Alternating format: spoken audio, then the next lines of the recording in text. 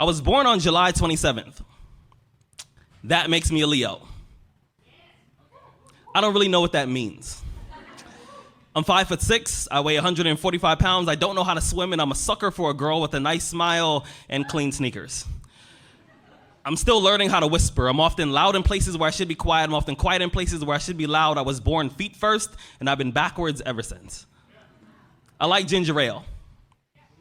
A lot. I've been told that I give really bad hugs. People say it feels like I'm trying to escape. Sometimes it's because I am. Secretly, I get really nervous every time someone gets close enough to hear me breathe.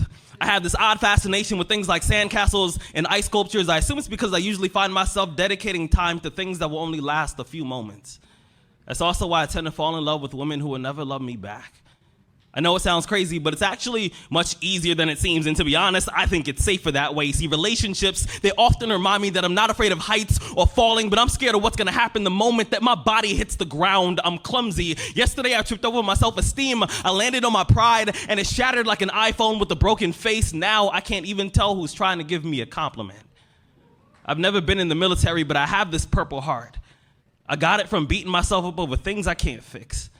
I know this sounds weird, but sometimes I wonder what my bed sheets say about me when I'm not around.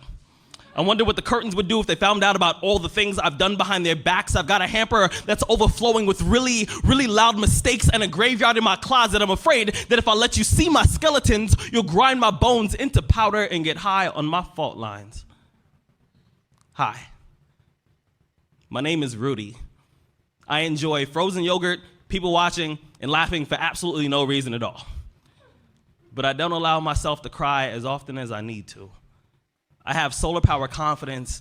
I have a battery-operated smile. My hobbies include editing my life story, hiding behind metaphors, and trying to convince my shadow that I'm someone worth following. I don't know much, but I do know this. I know heaven is full of music.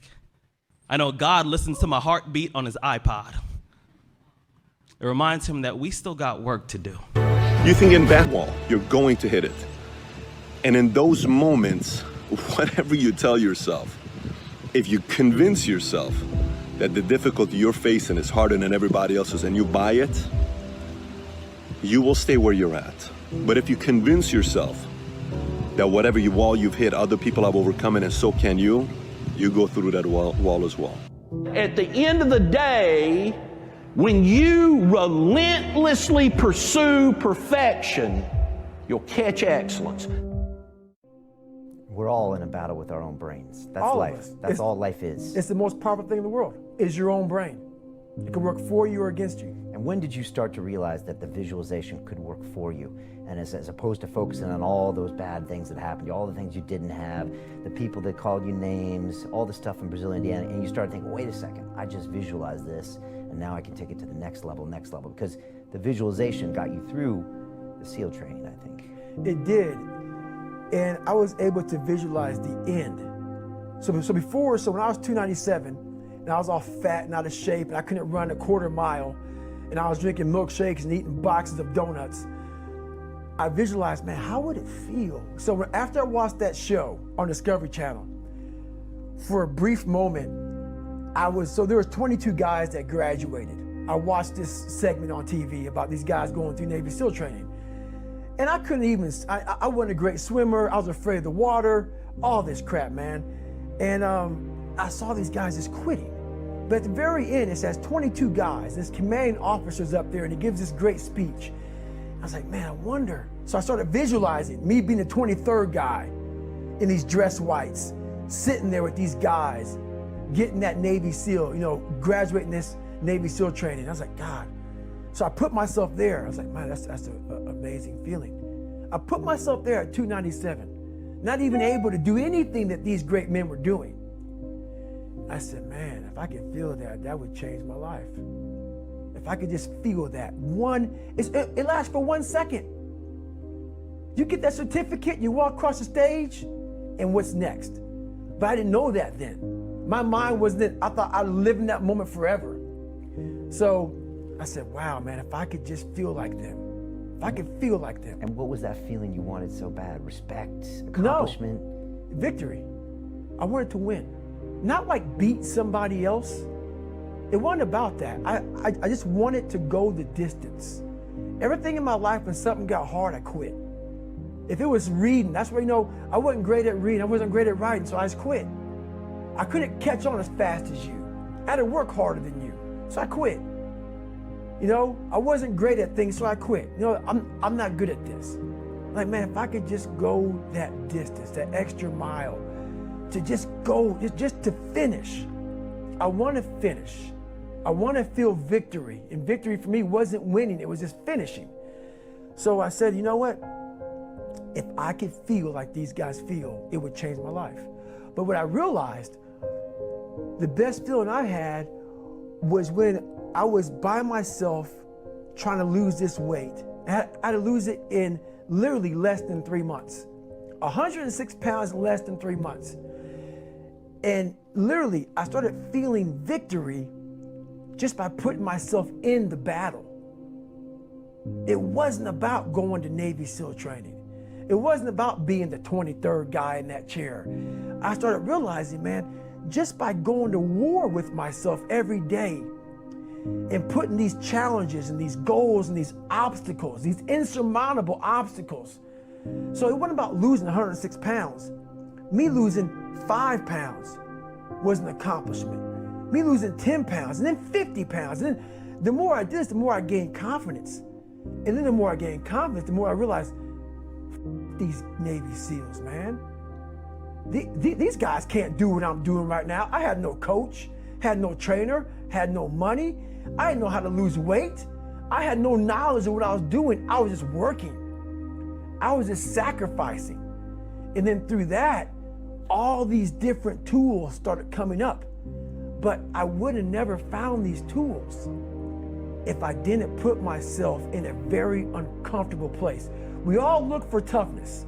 We all want it, but we look for it in a comfortable environment. You will not find toughness in a comfortable environment. Those of you who are listening to this, whoever hear this, you will not find it. I was trying to look for it everywhere. The only way you find it is to drown yourself in a position where you're just out of sorts, where you can't swim and you're drowning.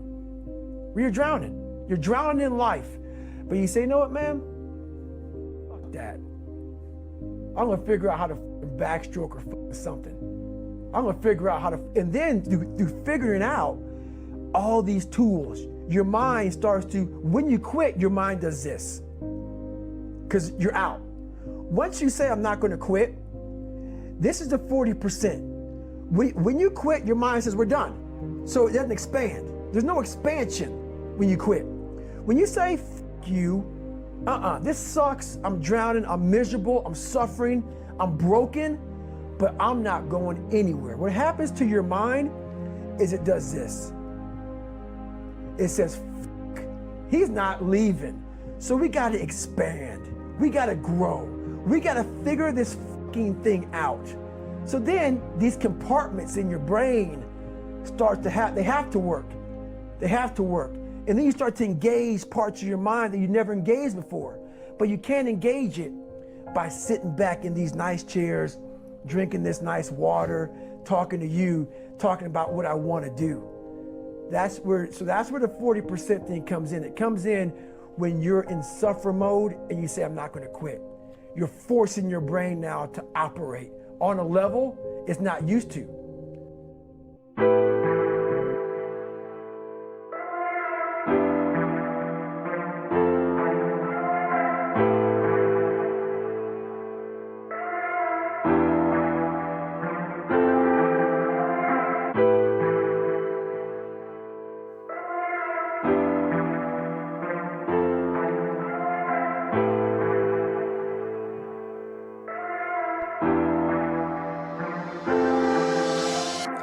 If you're new to the Impact Secret Podcast show, welcome to the family. To my existing family, as always, big up and thank you for joining. On this podcast show, we shift the mindset through personal development and business. I am your humble host, ED. For all you smart and intelligent folks, hey, look, that just simply means Ed. Now, pull up to the dinner table. I got some stories to tell. You know the motto, B.O.Y. B.O.Y. Bet on yourself. 3 impact secret value points. Value point number 1. Stop spending time of thinking you are not going to make it. Stop spending time thinking you're not going to make it. Value point number 2. The marathon of life. Come on, everyone, let's finish. The marathon of life. Come on, everyone, let's finish. Value point number 3. Visualization. Today, family, I didn't get so super excited that I didn't have to wait to the end to give you today's show title. Today's title is entitled, or I should say today's show title is entitled Driven Against All Odds. Driven Against All Odds. Let's jump into today's show. Family, I hope you enjoyed the various audio clips. It took some time to find those because I really thought, like, when your back is against the wall and you are exhausted and you are tired, how do the greats become great? Or I should say, how do you go from good to being great? One of my favorite books of all time, which I'm about to listen to again because to give me that spark of inspiration, that spark of motivation, is Tim Grover's book, Relentless: From Good to Great. If you haven't listened to the audiobook or read the book on Kindle or read the book, a physical copy, please check that book out. That book to me is a game changer. The reason why it's a game changer is because it talks about the ability of continually honing your craft, continually going through obstacles and facing things just head on and having that fearless approach to life. And a lot of times, family, when we are at we get to a breaking point sometimes in life. There's actually one of my new favorite shows that I'm watching. You know, I don't really watch a lot of TV, but there's certain shows that arrest my attention. And I'm a big, karate, kung fu, or just basically martial arts. I'm attracted to the martial arts because of the self-discipline, because of the attitude to continually to get better, to always continually to, it's not about fighting, it's all about, first of all, using your mind. And then if it has to come to fisticuff, then it's time to get ready to do what you need to do. But the reason why I love this show that I'm going to mention here is called Warriors. There's on season 1, episode 10, there's a point where the person that is playing the lead actor, he lost the battle. Actually, he should have been killed, but he wasn't killed because of some actions or distractions that happened that prevented his death.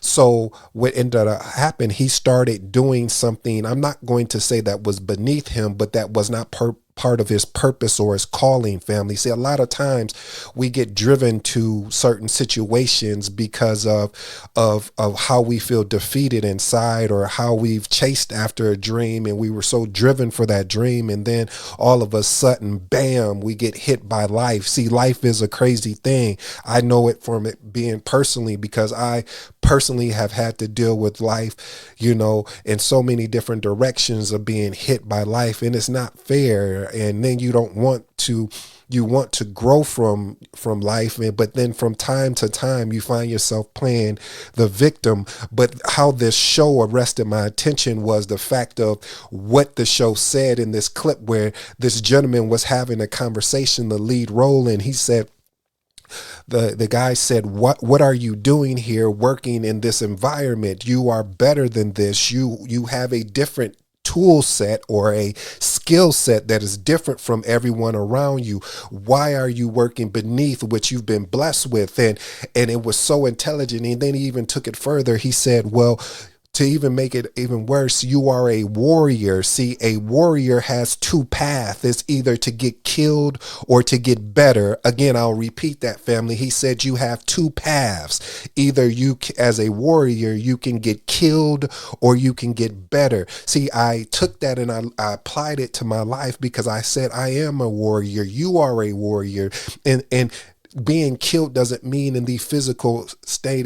It can mean that you've been killed because you signed up to mediocrity, or you signed up to not continually to drive against all odds, to keep pushing no matter what. See, I love being with those no matter what people, because no matter what, yep, it hasn't happened yet, but no matter what, I'm going to keep going. Yep, it's dark right now, but no matter what, eventually light shall come upon me. See, family, I only talk about what I live. I am a reason why I get so excited, and you've kind of heard through the history of the show, I start playing a lot of poetry. I'm addicted to poetry, especially the slam version, and the reason why I'm addicted to it is because of the metaphors and because of the fact of just the language of how you can take language and provoke an emotion that sometimes people can't even provoke just through a simple conversation. And when I mean by a simple conversation, meaning getting you so excited, pumping that dopamine, but yet giving you just cause of why this person feels this way. And I really, to be frank, is just, I feel that poetry is when someone is delivering poetry, I feel that they are a speaker for things that are going on in life and things that has happened to them or they've witnessed happening through them. I'll say that again. I said that reason why I get so excited about watching poetry is because those people that are delivering with eloquent words, and they are just really basically talking about what has happened to them or what they've seen happen through them. A lot of times, family, we can get caught up in not finishing things we've started. I know I've been guilty of it. I know there's been many times I've started a lot of different things. Matter of fact, I remember, as I shared with you guys before, when I started in the reselling business, and I started and then I stopped, and then I started, then I stopped, and I almost went down that path again. I had an opportunity to go and get certified for a certification, and I've been battling back and forth, like, should I go and start this certification? But for what am I going to be able to use it for? Is it going to make sense for the direction that I'm going towards? And again, a lot of times, family, we sometimes do things that we don't, I'm not going to say think thoroughly, but it's the safe route. See, the safe route would be for me to go get that certification instead of continually to hone this gift, this craft, and which is my purpose of getting better on this mic and delivering better content and being able to provide the family with things that they can walk away with and be able to take it as actionable items. But a lot of time that's why I told you, family, sometimes, we can spend so much time thinking about how everything can go wrong that we lose focus of how things could go right. As I told you before, a lot of times we'll ask ourselves, well, what if this happens? And what if this goes wrong? And what if this? But see, what if we start changing up the language and started asking ourselves, well, what if this does work? What am I going to do when this is successful? I look around my room that I'm in currently that I am, as I'm talking through the mic, and I have all different types of vision boards around me. I believe in this thing. Maybe I'm crazy. Maybe I'm a little insane by believing that if you write down what you want to achieve out of life, if you put a visual picture to it, that it's possible, that it can happen. And sometimes in life, that even though you are going down one path, you can be detoured, and that detour can be the setup for your success. And I don't know, again, like I said, I may be a little bit crazy. And that's why the visualization of what David Goggins was talking about in that clip is so amazing to me, because of the fact of when he was saying that at first it started off of he wanted to be one thing, but he realized when he was on his own trying to lose that weight, and on his own trying to figure out how to do this because he had no resources. He had no financial resources. He had no physical as far as human resources to guide him or to teach him how the ways to go. You know, family, although I have played sports, but through this pandemic, unfortunately, fortunately, and you might be able to relate, maybe you haven't, maybe you were so self-disciplined during this time that I've eaten things that I normally wouldn't be part of my lifestyle. I'll say that again. I've been eating, or I have ate things that weren't part of my lifestyle. And my lifestyle of eating, you see, I didn't say diet, I said lifestyle. There's a difference. Diet is temporary, lifestyle is forever. And so I one day got on the scale, and the scale came back to me. It should have just basically sent me a text and said, excuse me, sir, you are heavier than you've ever been in your life. I had to laugh for a minute because I said, wow, I am. And at that point, I tried different diets and they didn't work. And I understood that, again, I need to change my thinking from dieting to a lifestyle. So I did it. I ran an experiment. As I always tell you, family, that the importance of anything in life, you have to be willing to run experiments. When you finally stop, feeling like that you have to get it right the first time and start experimenting, I promise you, life will be so much funner. It's amazing the things I've experimented with life to figure out what works for me and what doesn't work, what I like and what I don't like. And a lot of times we get dictated by what we should like and what we shouldn't like. And so I experimented with basically eating vegetables 5 days a week. Well, long story short story long is that I ended up over a span of 30 days, I lost 20 pounds. I'm not saying that to impress you, as Les Brown would say.